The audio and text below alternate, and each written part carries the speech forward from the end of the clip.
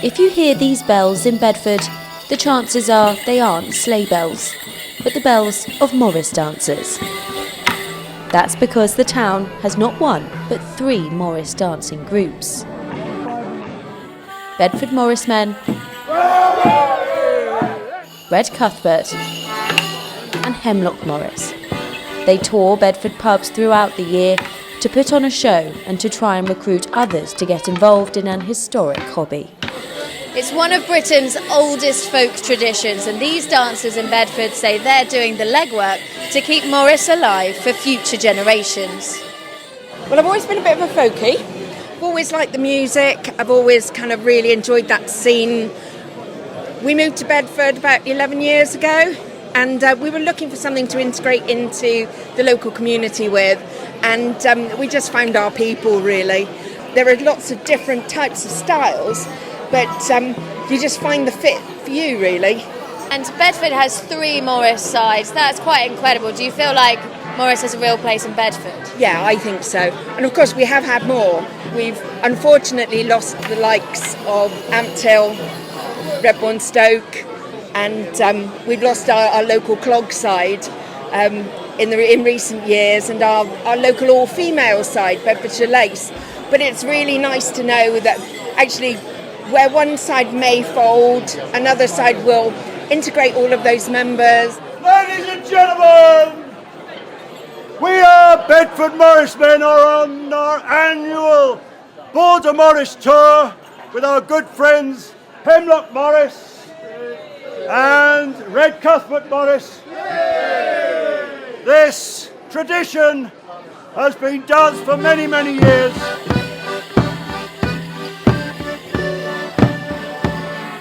And this is a rare treat, all 3 Bedford groups performing together.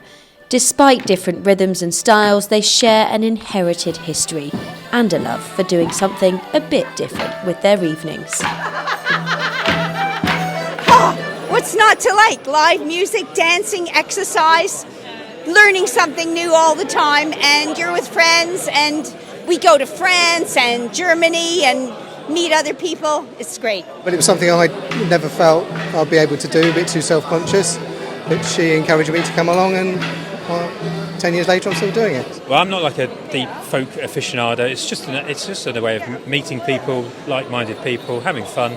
So we go outside and just go around the country and try different events and just have a laugh.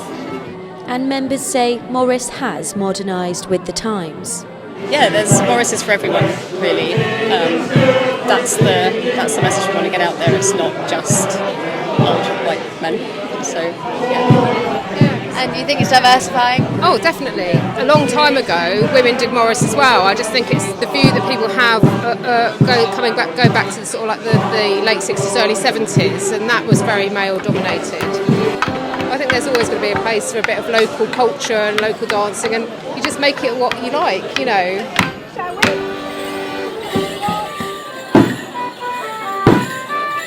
Morris dancing is steeped in history, thought to originate in the 15th century.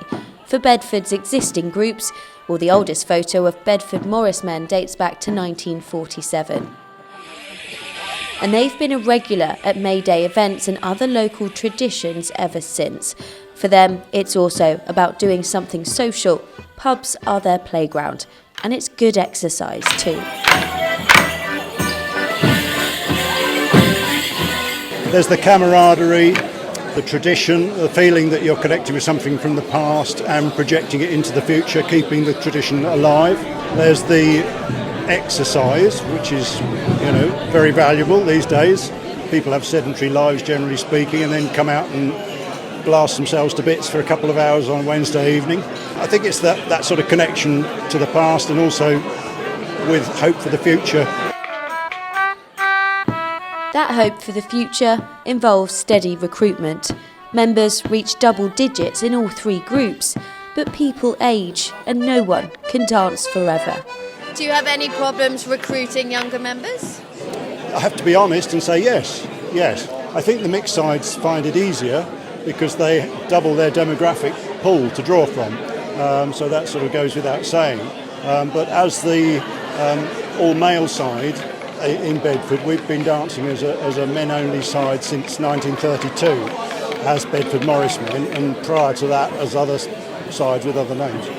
So I think, getting young people to come and dance with older members isn't as easy as it used to be, but I think that the future is bright. I think the future in Morris is pretty safe, in Bedford at any rate, and elsewhere, around the world actually. While many of these punters weren't expecting a visit from all of Bedford's merry Morris dancers, it's safe to say they were entertained. And who knows, they might be inspired to join one of these three sides and play their part in the eclectic celebration and preservation of local folk history. Rosie Dowsing, ITV News in Bedford.